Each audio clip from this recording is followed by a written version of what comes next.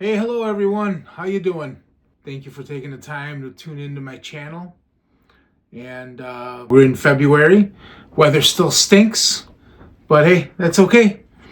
You know, when you live in the part of the country that we live at, you just deal with the weather. And this is my dog Apollo, who you just decided to come into the frame because he wants a milk bone, and we're gonna give him a treat. Here you go, buddy. Go. So anyways, one of the things I wanted to talk to you guys about today was, I've been, because watching some TV in the evening, just kind of going through the channels, even going through YouTube. And man, there's a lot of nice cars in these TV shows. All this Motor Trend stuff with custom retro rods and whatever they're called, and all kinds of stuff. And man, the price tag on some of this stuff is crazy. And then sometimes when I talk among friends, you hear people talking about, oh, that's too expensive, I'll never be able to do anything like that. And I thought I'd do a show on, or at least I thought I'd talk about that you don't need to spend thousands of dollars to enjoy the car hobby. And believe me, I've learned that it really has nothing to do with money. It's if you have a passion for something and you really want to enjoy it, then I think you just need to kind of go after it, and don't let the guys that have a lot of money, or it doesn't have to mean that you don't have any money, or people that have money. It shouldn't have anything to do with that at all. Not everybody wants to spend $50,000 on an old car just because it's one of the rare runs. I mean, it'd be nice, but it's not necessary to get into the hobby. And even if you have it, if you don't want to spend it, I don't blame you. I would have a hard time spending that kind of money on an old car, or actually on any car. Right? Unless it's like a brand new car with all the features, it'd be kind of tough. So, I would say you could probably get away with $1,500, $2,000. Get yourself something. It all depends on how much work you want to do, but please don't think that you need a lot of money to get started in the car hobby, because you don't. And you can get yourself a nice driver, where you can drive the car and fix it up, which is really what fills my bucket. Every car I got, at least I wanted to make sure it was a runner, and then I would just take the time to make it run well enough, or make it be able to go and stop and do all those things while I was driving around the neighborhood. And then as I'd get confidence, I'd go out and maybe take a lake cruise with it, and then, just kind of adventure out into going out to Burlington and grabbing some ice cream out at the custard place in downtown Burlington. And you just kind of you work on it, you gain confidence, and you take this car and it becomes something special for you. Now, mind you, I had an AMX, 1969 AMX. I had a 79 Trans Am, so I had two of the top cars back in the day. That I thought it was just an unlimited pipeline of, you could buy those cars from next to nothing. I think I own three different 79 Trans Ams. I don't think I ever paid more than $3,000 or $4,000 a piece for them. And my AMX, I picked it up for $1,200, spent maybe $3,000-$4,000 on it back in the 80s. Got it to be a good enough car where I went from I got a third place in a couple of national meets, and then I finally made it to a second place in a national meet. And my same thing with my Trans Am. I never really showed it. It was still a little too new to put into car shows, but I loved that car. I loved it so much. But got married,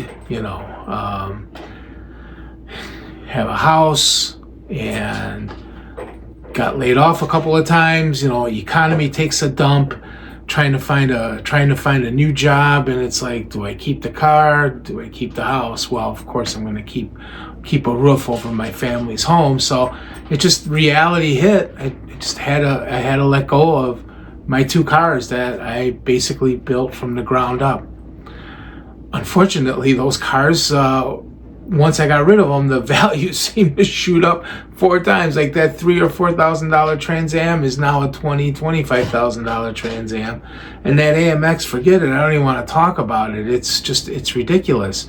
So I got, when you get to a point where I wanted to get back into the car stuff, it's like, there's no way I'm going to spend that kind of money for an AMX, and there's no way I'm going to spend that kind of money for a Trans Am. Not that they're not worth it. It's just that my choice is not to spend that kind of money. I just don't want to do it. Kid in college, bills to pay. I think about retirement someday. I just want to have fun. So one of the first cars I bought that I wanted to have fun is I really wanted a convertible. I found a 99 Volvo C70 Convertible under $1,000. It ran a little rough. It was somebody had some work done to it. They never picked up the car, so I ended up buying it from a local garage who ended up, getting the title on it because the person never paid their bill. It was under $1,000. I think I paid $800 or $900 for the car, and I just worked on it, and it, didn't look that nice at first, but put new tires on it, we got the brakes going. There was a little bit of a running problem where I kind of felt like the turbo wasn't kicking in. It was a 5-cylinder Volvo with a turbo, and I never really kind of felt like the turbo wasn't really working. So little by little, within a couple years, and I hit, okay, we got the car to stop, we got the car to go, we got the car to shift properly. Nothing more than just changing fluids and tweaking things and cleaning things up. And there was just layers and layers of dirt on the steering wheel, on the dash. I actually thought the buttons were worn out on the dash. It turned up being just dirt and finger crud all over the buttons. As I started wiping it down, started the actual numbers and letters and the names on those buttons started to appear. It wasn't worn out. It was just the car was just not taken care of. Probably a smoker, dirty hands, never washed your hands, whatever. It's just crazy. But in a couple of years, I got that car looking good and running great. The whole running problem was when the work was done to the car, or whatever they did, they put another engine in it or something. The tube going from the turbo to the intake was left unconnected. So it not only had a vacuum leak, it was connected, it just wasn't tight, so it was kind of like moving around. The tube was moving around in there, so it was a vacuum leak. And when I'd start the car up, it'd go boom, boom, the tach meter would jump around. But I had other things to work on first, and then I finally got to the working thing. I was so surprised. We did a smoke test on it. Smoke was coming out near the radiator. I'm like, what the hell is under this shield? It turned out to be the tube was never connected. Connected tube, tightened it up, the car ran like $1 million. I'm like, oh my God, it was just incredible. And again, $800. I maybe put $200 or $300 into it, and a lot of elbow grease and just crawling around on the ground and jacking up the car. I got a nice car, and take a look at the picture. That's an $800 Volvo C70. No kidding. I could probably get maybe $3,000 or $4,000. Who cares? Who cares what I get for it? That car is so much fun to drive. It's great. Next one, my 1984 Pontiac Fiero. All right, so these things were kind of, I want to say popular, but when I was high school age and in my early 20s and through the mid and late 80s, we didn't give these cars a lot of respect. They were 4-cylinders. I grew up in that generation where it's like, if it's not a V8, forget it. It's not a good car. It's not a nice car. We just didn't really consider it at all. We always wanted V8s. Cars with 4-cylinders and 6-cylinders are just not the thing, at least with the group that I ran around with. There are guys that, grew up in Europe, like my brother-in-law. He sees a 4-cylinder or a 6-cylinder. He might have a different take on it, where, us that grew up around here, it was like, if it didn't have a V8, it's not really a performance car. Man, was I wrong. But anyways, fast forward 35, 40 years, I found this Fiero. I was like, I wanted another car to work on. And I remember those little cars being, a big change, a big significant change. So I bought that car for $300 up in Eagle, Wisconsin. And it probably cost me $300 to tow it home. So let's say I got $600 into this little 4-cylinder. The only thing I needed to have done is the guy started it for me. The engine sounded solid. I'm like, I'll take it. We negotiated $300, clean title. Oh, and I paid $150 to tow it home. So I had like $450 into it. Price of the car and get it towed home. Right away, I started working on it, cleaning it up, putting brakes on it, replacing brake lines, had to put a fuel pump in it, dropping the tank. I had my neighbor across the street. He's really good at those things. I'm not one with my bad back crawling around on the ground. I have my moments that I can do it, and I have other moments that it's like I'm gonna have somebody else do it or help me with it. And, you render the help that you get, you gather the help that you can get. And I got that thing running, and look at it now. Take a look at that picture. Huh? Nice. But, $300, $150 to tow it home. We had to put a clutch in it. That was another $300. Fuel pump was $20. And then I think I gave Jeff like $80 or $90 to drop the tank and put it in. I lost like a lot of gas down the driveway because I didn't realize the gauge wasn't working. So, it was one of those things where we were like, oh my God, we had just this siphoning gas out of the driveway. But anyways, just kind of a fun moment. Yeah, I got that thing going it goes to a car show now. It needs a paint job. Yeah, I'm not gonna give a paint job to it anytime soon, but it's a nice car. It is fun to drive, 4-cylinder, 4-speed Muncie transmission in it. Man, I tell you what, I really missed the boat back in the 80s when these things were coming out. So, that's just a couple of examples of some deals that I got, and I got back into the car business, right? I ended up finding a Corvette in Zion. The guy was getting rid of it for his cousin. I got that for under $2,000. It needed a body control module, and just it needed some tender loving care, and now it's good enough to be a daily driver. It's a good 10-foot car. It needs a paint job, but I don't think I got more than, other than the price of the car, I think I paid $1,800 for it. I maybe put another $400 or $500 into it. I probably spent more on getting, a nice set of tires on there, and I didn't even spend a lot on the tires. Found them on the Walmart marketplace, those Federal tires, and those really super wide Corvette sizes. I don't think I got $500 in tires, but either way, I don't have a whole lot into it. At the end of the day, I probably got $2,600 in a car that's probably now worth about $7,000 as the market starts to kind of pick up on C4s. And I can repeat this formula over and over and over again. And am I having a great time? I really am. Am I meeting amazing people? Absolutely. Fiero community, you guys have heard me say it before, best community out there. They're just people that just love their cars, love working on cars, love playing with cars. And they're just people like me. It's like, well, I really don't want to spend, I'd love to spend $50,000, $60,000 on a Mustang or some kind of special, Shelby type car. But, if I had it, I'd think twice about even spending it on it, because I'm having a great time. Really having a great time with it. So, real quick, I don't wanna like drag this out too long, but give you a few tips. Facebook Marketplace, right? So I got my tablet. I'm gonna go to Facebook Marketplace. I'm gonna select vehicles, vehicle type. We want cars. And then once that comes up, I'm gonna go into filters and price.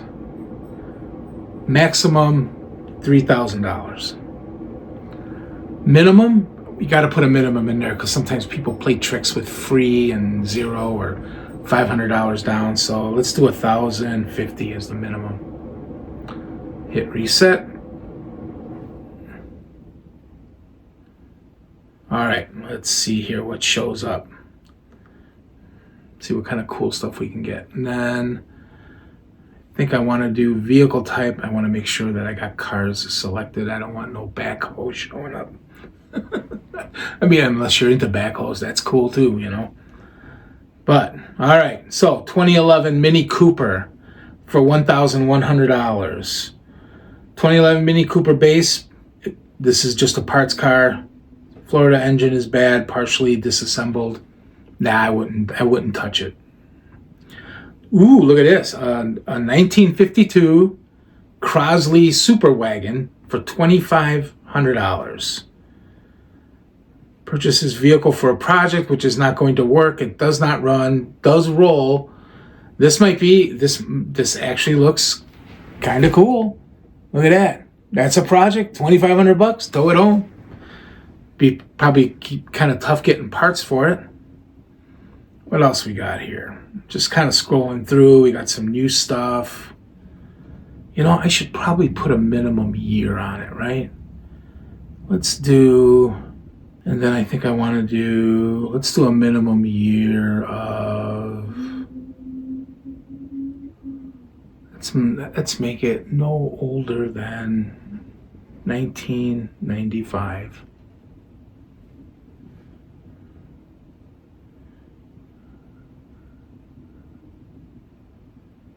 There we go. And now let's adjust the price again. Price, maximum $3,000. This should make it interesting. And minimum $1,050. Yeah, let's go $1,050. All right, let's see. All right, $3,000. A 1977 Fiat 124 Spider. Wow, look at this. I might be interested in this one. Fuel injected, new fuel tank, new brakes, could use a new soft top. Miles may slightly go up as it's driven to car shows. Please call or text. Selling for my dad. He does not have Facebook. Wow, in Galena, Illinois. And I tell you what, $3,000, you get yourself a nice Italian car. Look at that. That is all right. And it says it runs. They take it to car shows. $3,000. The price was $5,200. It dropped down to $3,000, probably because it's February and it's really cold outside. People just can't even think about driving with the top down right now. Here we got a 1975 MG Midget. She's a little bit of a Frankenstein mobile. Previous owner replaced a 1500 motor with an 1147. It runs. Rear shocks are rebuilt. It's got SU carbs, so it's kind of a fun deal. Look at that. Look at that. Look at that. Nice little convertible. MG. Get yourself into something like that. Not a lot of money. $2,100. What else we got here? A 1941 Plymouth Special Deluxe P12, 123,000 miles, $1,650. Let's see if it's complete. Yeah, the front end's kind of sticking up. I got a feeling this thing doesn't have a motor in it. Forget it. You don't want to deal with that. Well, at least I don't want to, unless you want to. Ooh, look at this. A 1953 Ford. Oh, look at that. Look at that. It's an old car. $2,500. Good start.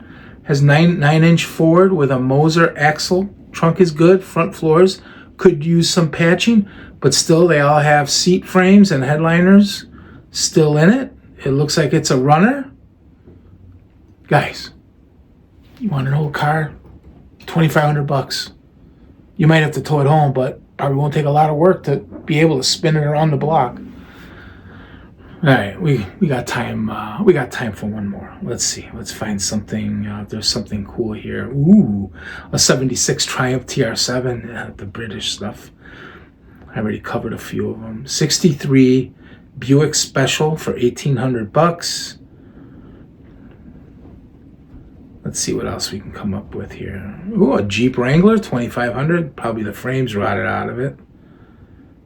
Here comes our friend, the Crosley Super Wagon. A 1974 AMC race car for $3,000.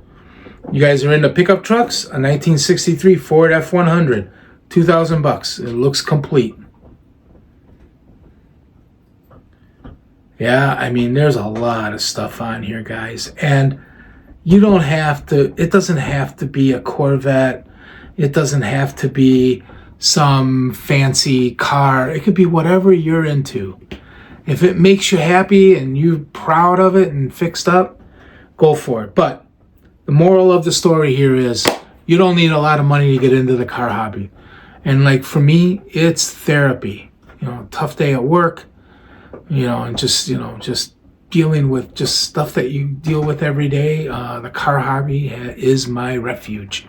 It is where I go to just feel better about stuff. Take my mind off of stuff that is at the end of the day doesn't matter, right? So that's it, guys. Just if you need any help or you want me to do some research for you, email me at nutzaboutcarswi@gmail.com, and I'd be more than willing to help you find something that you're looking for that I think might be a good deal. I've done it enough. I can replicate it very much. Some of my older videos that I've done with my brother-in-law, those were some pretty good deals that we found on cars that didn't cost a lot of money, and I know he's having a good time with it.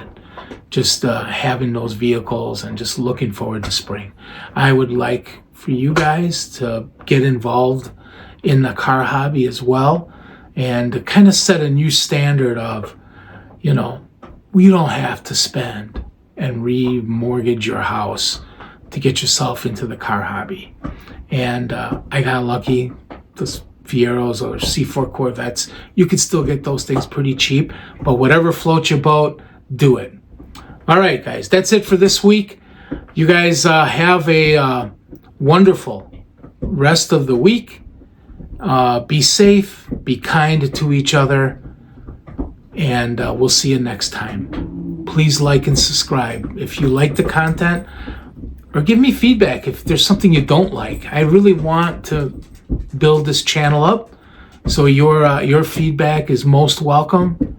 And like and subscribe, and if I can, I'll send you some Nutz About Cars swag, right? Maybe we'll do a drawing for some channel swag, and I'll mail it out to you guys.